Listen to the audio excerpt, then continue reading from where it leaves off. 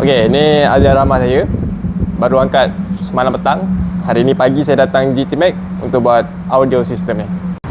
Welcome to GT Shalam Car Accessories. Set audio yang saya buat ni, sekali reverse sensor semua, harga lebih kurang dalam 2000 lebih. Jadi bulan ni kedai ni cakap ada Merdeka promo, dia bagi harga dalam 1000 lebih sikit lah. Okey, kereta ni baru angkat. Meter baru 47 km. Plastik pun belum buka lagi. Saya datang kedai ni, pasang speaker, bagi jadikan kereta ni high spec.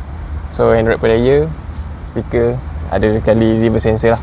Ok, ni sekarang proses pemasangan dia dah. Apa yang package saya ambil. Kalau ada Azhar ke Beza Rama ke, boleh datang sini. Harga boleh kauti.